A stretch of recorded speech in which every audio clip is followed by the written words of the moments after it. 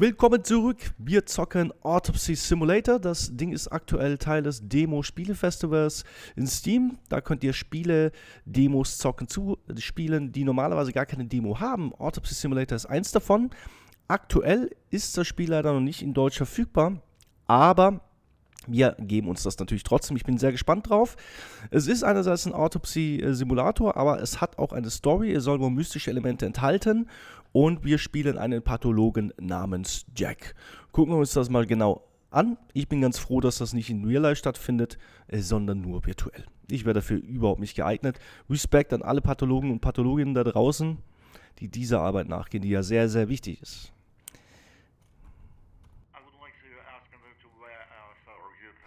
No, do not call me anymore. It's none of my business.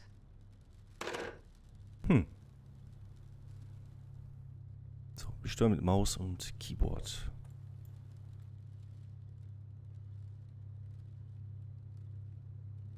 So, da haben wir eine Notiz. Okay, in der Notiz stand, dass... How am I supposed to record a lecture for the students now? Feeling completely broken. I'm gonna go nuts if I don't take my pills. Eine Journalistin wollte uns interviewen, weil offensichtlich auch unsere Frau verstorben ist und die darüber einen Bericht schreiben wollen. Liebe Alice. Vermutlich seine verstorbene Frau. I borrowed it from Stephen. Since Alice died, Stephen is the only person I trust. So, bevor wir das tun, was das Game will. Oh, die guten alten VHS. Wie oft habe ich den Salat wieder rauswürscheln müssen. Na gut.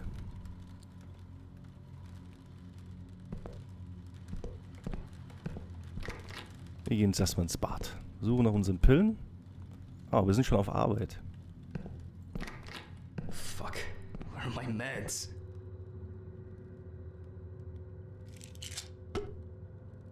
Ja, mir geht's nicht gut. Spiegelbild haben wir auch nicht.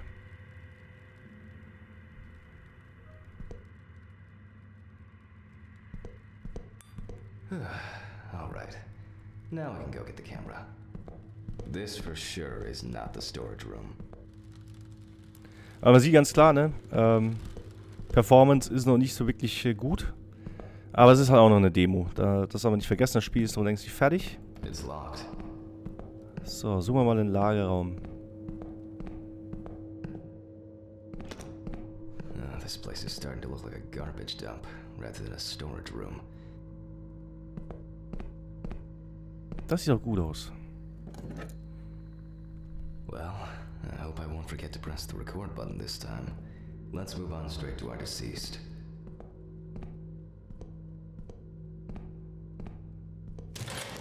I'm wondering how the new tripod is going to work. Wir gucken uns gleich unser...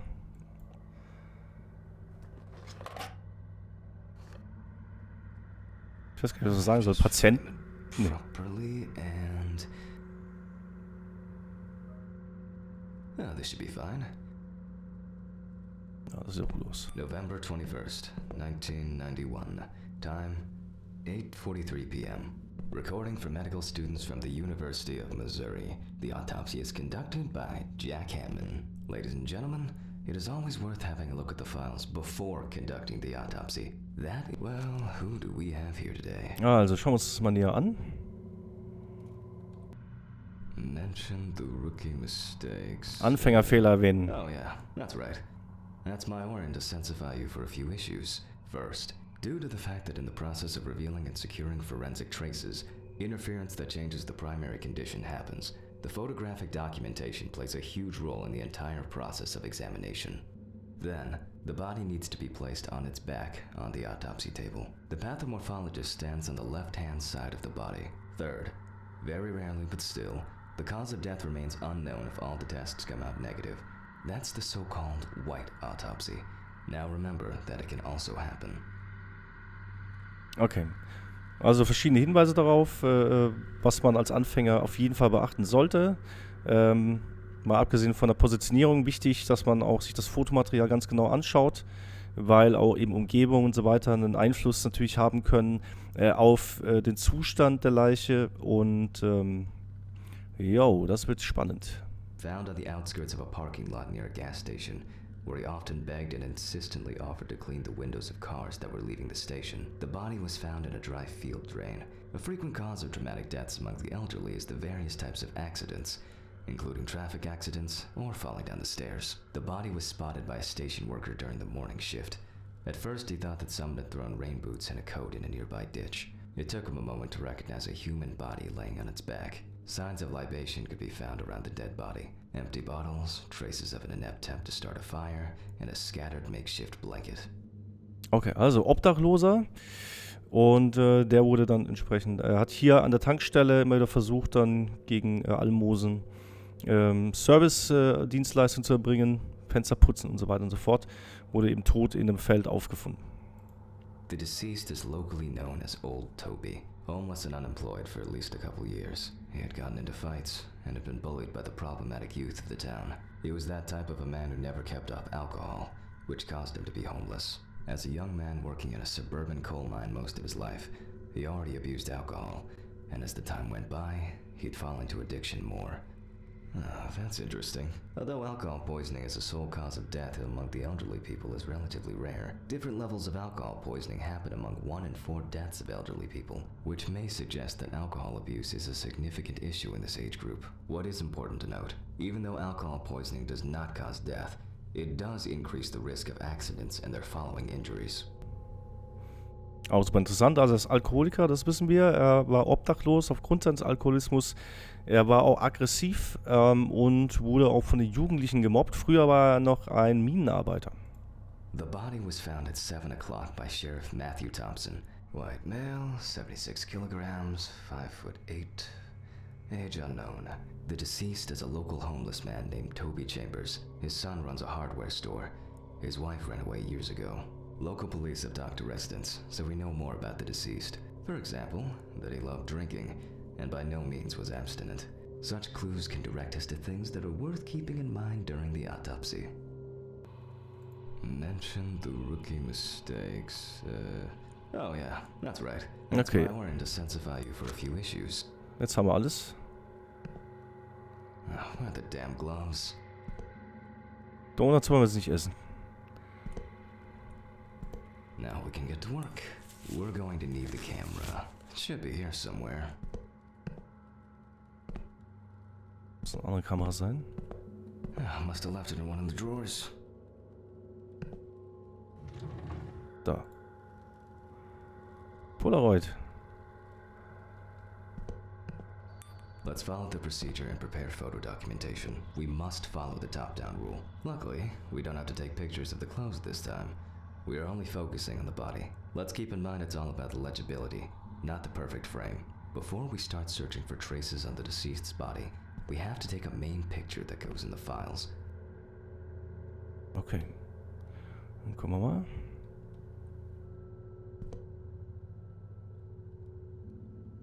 Noch zoomen.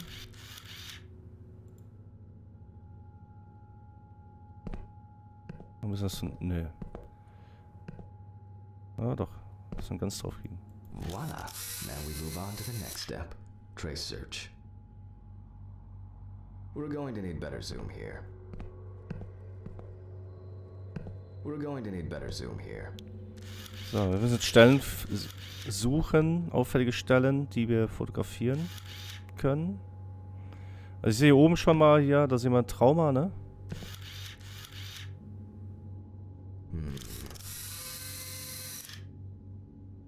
Einen Schlag abbekommen oder ist drauf gestützt. Wahrscheinlich stumpfer Gegenstand. Sonst wäre das Ding blutig.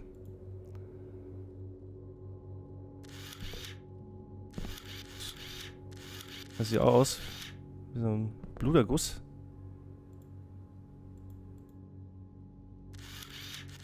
Okay, aber scheint irgendwie keine Relevanz zu haben. Wir haben hier... Das sieht auch interessant aus. Well, you don't have to stand close to be able to smell a strong odor of alcohol and other discharges. There's nothing left to say. Old Toby didn't spare himself.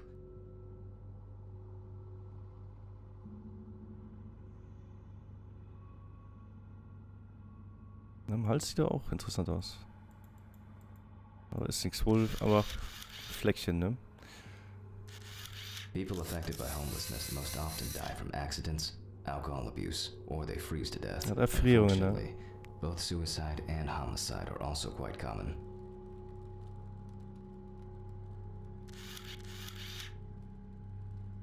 So, vielleicht finden wir was von der anderen Seite. Da. We're going to need better zoom here, and that's perfect.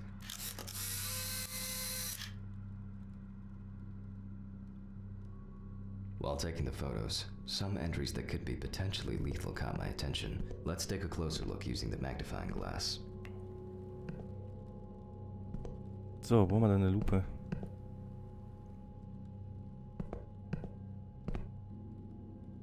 Ist aber nichts aufgeräumt hier wieder, ne? Das ist ein bisschen gruseliges Bild. Was ist das? Alistair Crowley und seine... Naja.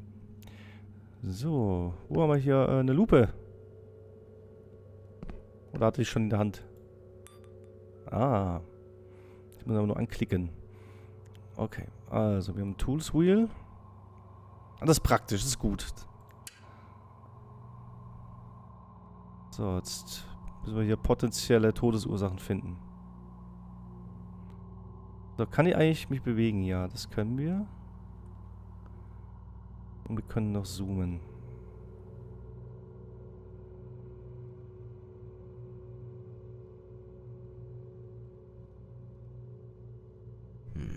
That's something interesting. While making photographic documentation, ecchymosis can be seen on the deceased man's head. The appearance indicates the intravital nature of the wound. We'll come back later to see if everything is all right with the brain. Oh Gott. An old wound that hadn't healed properly. It must have been some kind of burn or other injury. Nevertheless, it has nothing to do with the potential cause of death.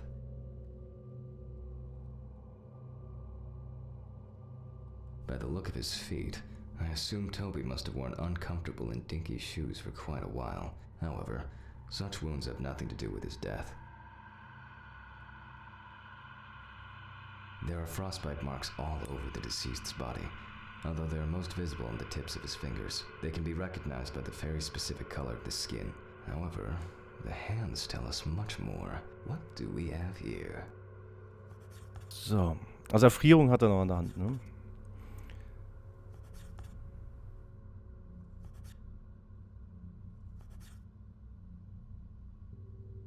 So, und das ist halt interessant, ne? Jetzt haben wir hier mögliche Todesursachen, die wir aufgrund der Auffälligkeiten, die wir eingegrenzt oder ausgeschlossen haben, noch näher untersuchen müssen. Und das hat hier entsprechend notiert. So, dann untersuchen wir zuallererst mal das Gehirn. The condition of the head tells us it could have been a fatal accident.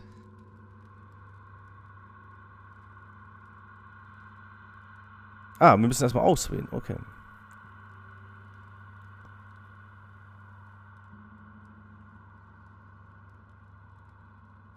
Das hat am Fuß hat er Kratzer und geringere Verletzungen, das ist aber nichts. Er stinkt auch. Ich glaube nicht, dass das eine Todesursache ist, wobei es wäre vielleicht ja trotzdem möglich, dass er sich tatsächlich in den Tod gesoffen hat, aber anhand der anderen Hinweise würde ich das erstmal ausschließen. Und die Hand sollten wir aber auch nochmal näher durchsuchen, aber wir sollen wohl auch alles anklicken, also ist egal. Okay, also wichtig ist wohl erstmal, dass man tatsächlich das neutral macht, also objektiv erstmal, was sind Auffälligkeiten, was könnte tatsächlich in irgendeiner Art und Weise zum Tod geführt haben.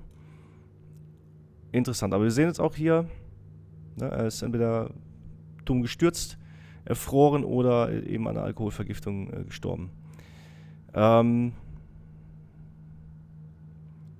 Jetzt gucken wir mal wegen Sturz. Das wäre interessant. A frequent cause of dramatic deaths among the elderly is the various types of accidents, including traffic accidents or falling down the stairs.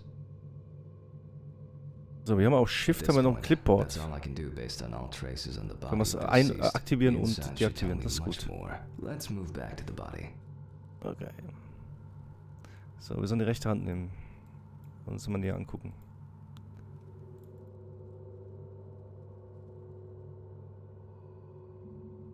Da was? Interleave-Test. Okay, mit was soll man das machen?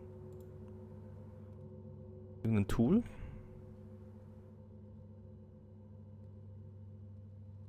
Nö. Now let's check the level of muscle tension. This will allow us to establish time of death. Let's raise the deceased's hand.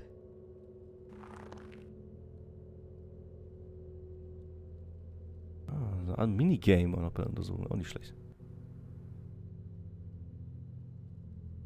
And then let go. The stronger the rigor mortis gets, the greater the resistance from the muscles will be. As you can see, the hand falls loose. The rigor mortis has already subsided. We can then assume that the time of death stated in the files is correct. Okay, daran hat es den abgeleitet, dass so der ungefähre Todeszeitpunkt stimmt. Let's grab a scalpel. Skalpellzeit. You can boldly cut with the scalpel. It won't hurt him no more. We always start with the neck and move down towards the symphysis pubis. So, jetzt die Frage, wo setzen wir an mit der Spitze? Und Game hängt. The incision should be deep.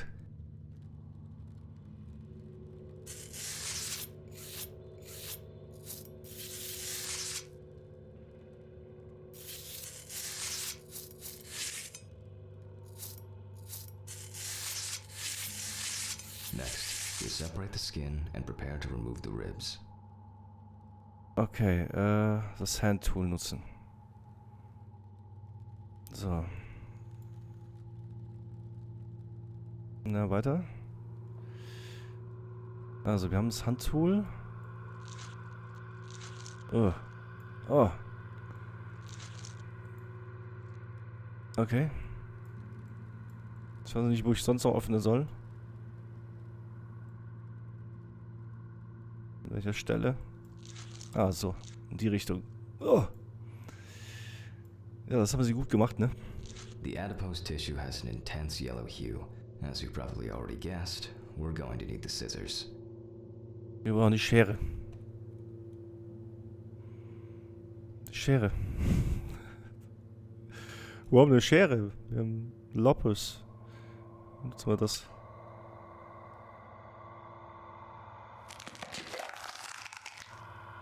After removing both cartilage and bone tissues, we are actually interested in two things that you can see at the very first glance.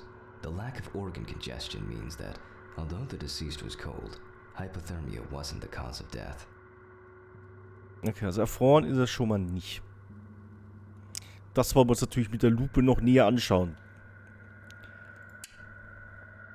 Das sah halt schon mal sehr interessant aus, weil ich kein Doc bin.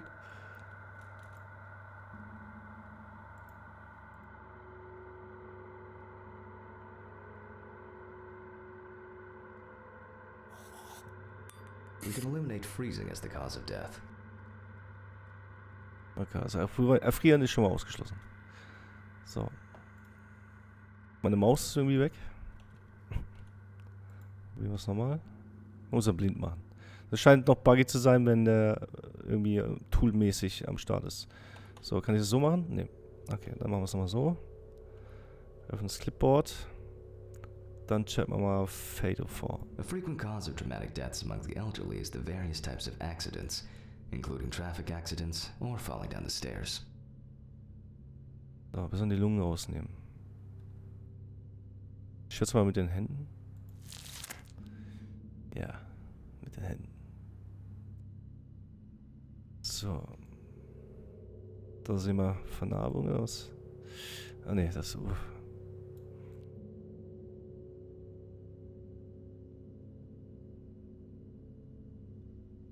Gerade eben hat sich was gesteigert. Ich sag mal die andere.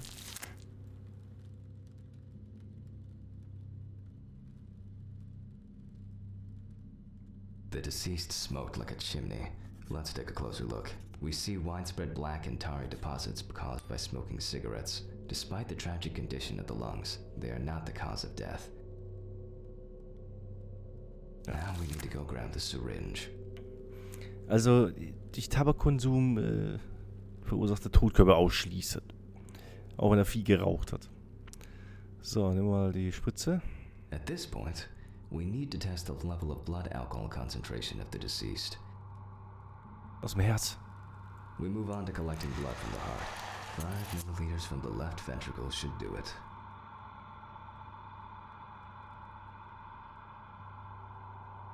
So, jetzt haben wir 1. Und jetzt? Aus dem Auge? We also collect the fluid from the deceased to determine the level of alcohol concentration in the vitreous humor. Now, we prick the bladder and draw about 10 milliliters of fluid. Jetzt zum Mixer. Keep in mind that you have to set the right time and speed on both knobs before running the centrifuge. Our samples may break into pieces due to the centrifugal force if we set up the wrong Wir müssen die richtige Zeit einstellen und richtige I myself Geschwindigkeit. return both numbers because I suffer from dyscalculia, which is why I always keep the appropriate coordinates at hand. Das heißt, steht auf dem Pinboard. Das haben wir irgendwo aufgeschrieben. Wo ist es? Da. Boah, ein bisschen üben ist wir schon. Zeit 40 Minuten, Speed 75%. 40 Minuten.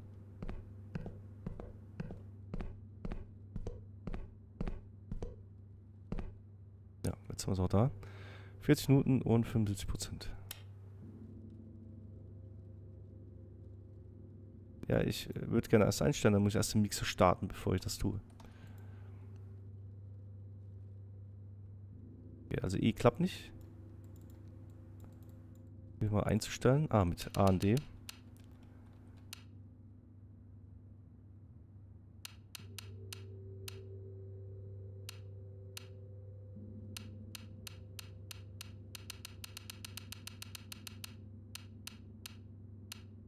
So. Das wird ein Weilchen dauern.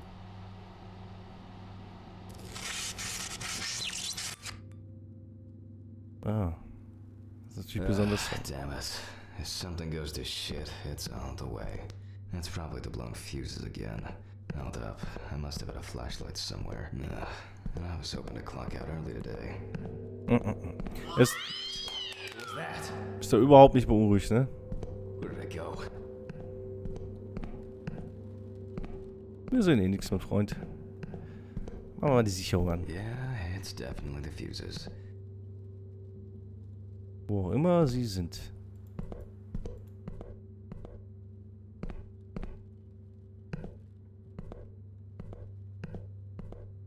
So, haben wir jetzt die Taschenlampe verloren? Ja.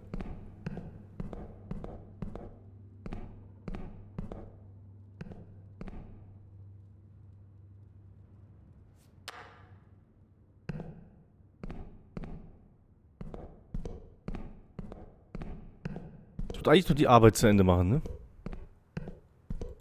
Right goes first, left next. Voila. Where's that unbearable noise coming from?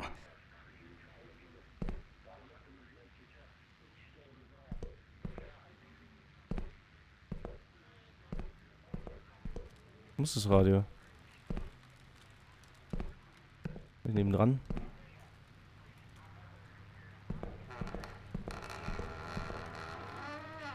That's strange. I'm pretty sure I closed the window. Oh.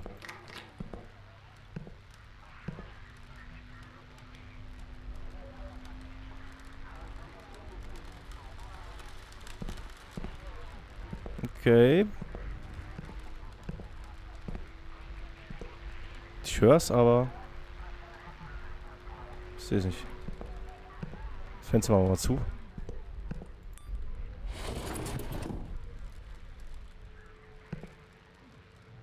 The homeless probably misses me already.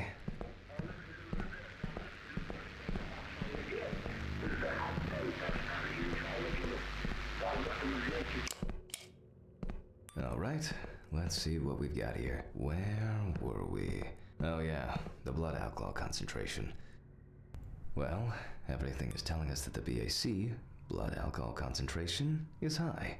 Hence the smell we're getting from the deceased. Still, to be 100% sure, I have to send the samples to the lab. Unfortunately, I don't have the equipment to conduct a detailed analysis here. Okay. Also, hatte hohe Alkoholkonzentration im Blut. was zu erwarten war. So, wir sollen den Mageninhalt überprüfen. Now let's take a closer look at the stomach. Ja, die Eingeweide brauchen wir nicht, die wollte ich eigentlich nur weglegen. Da kommen wir so dran. Ja. Na gut.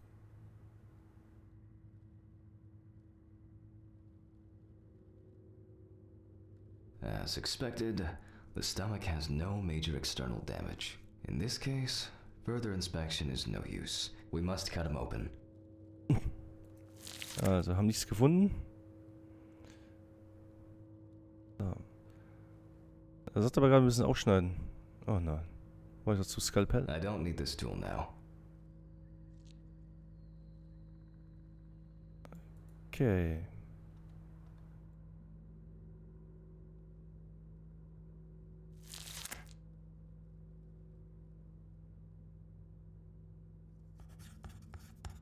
Ehe.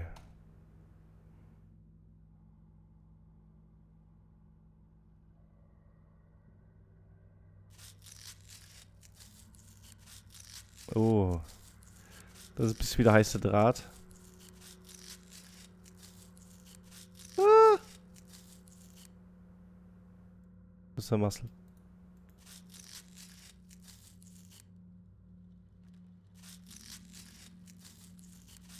Oh, oh. Jetzt geht es auf Zeit. Okay. Der Sound, wenn man weiß, was man da gerade ausschneidet, ist natürlich Deluxe.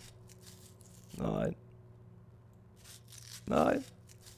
Kurz zum Ziel. Okay. That's interesting. In addition to a large amount of gas and liquid, the stomach also contains small amounts of yellow-grayish food content resembling some kind of meat. Either our deceased hadn't eaten in days, or some of the bulk of his stomach had found a way out. Oh, it couldn't have been suffocation, could it? Now we need to focus on the cardiovascular system, especially the heart. We take the organ and look it up and down, carefully. Könnte auch erstickt sein.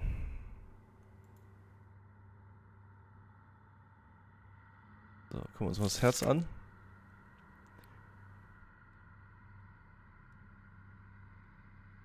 At first glance, the heart looks fine.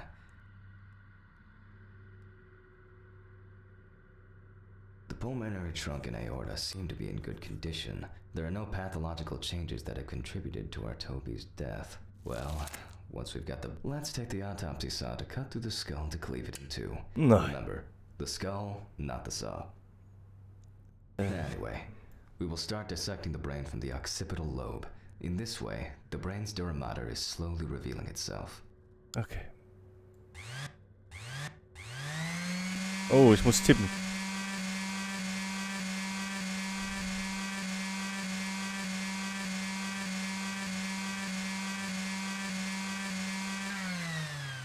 Ich dachte schon, es geht noch hoch.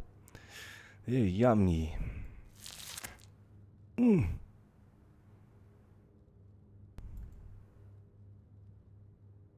After the basic examination, we can see that the cerebral gyri in both brain hemispheres are symmetric and the bumps between them are clear. Okay, sieht soweit erstmal gut aus. Aber hier? So far, so good. The Ah, hematoma nein. seems holding a knife with a long, narrow blade in your dominant hand. Cut the cranial nerves on both sides, pulling the brain towards you.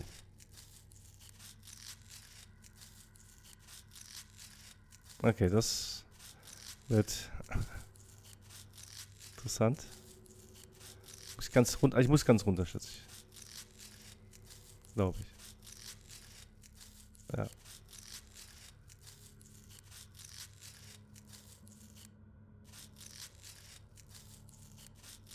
Oh.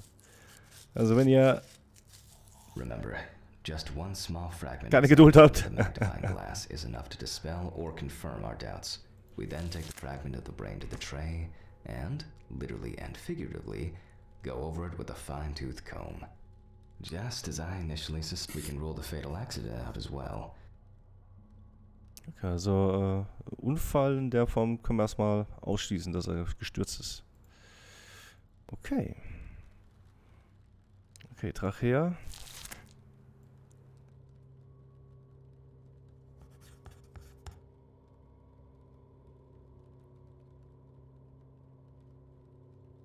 Same as we did with the stomach. External inspection didn't. While cutting a small organ, such as the trachea, we must perform a precise incision. To be able to cut with a very typical blade, we must hold the knife as if it was a stylus.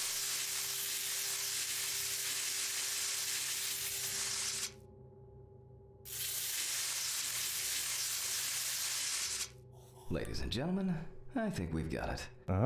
Based on the report and preliminary documentation, it is safe to assume that the deceased passed out after consumption of alcohol and then fell asleep on his back. Then the gastric contents refluxed and flooded the airways, causing death. That's why we don't forget about the recovery position at dorm parties. And now it's all clear. The death was caused by suffocation. Ist erstickt, der Arme. Das hat er jetzt rausgefunden. Es hat sich zu stark betrunken, ist eingeschlafen, auf dem Rücken liegend, hat sich erbrochen und ist daran erstickt. Na, kein Tod, den man irgendjemandem wünscht. Krass! So, das gucken wir uns noch an. Was ist die General Card?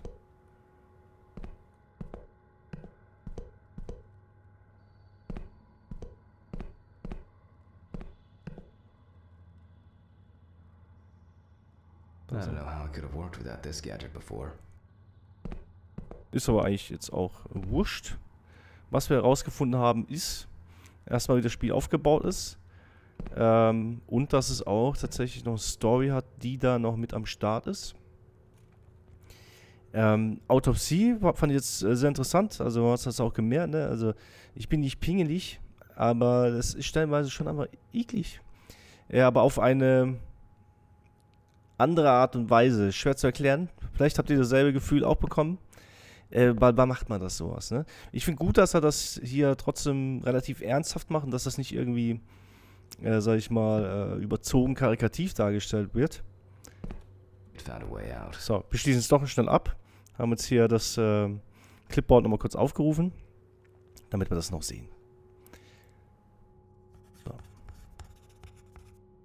Entsprechende Ergebnisse eingetragen. Unterschreiben. Ja, sieht natürlich gut aus mit der Maus, ne? So, fertig. Muss reichen.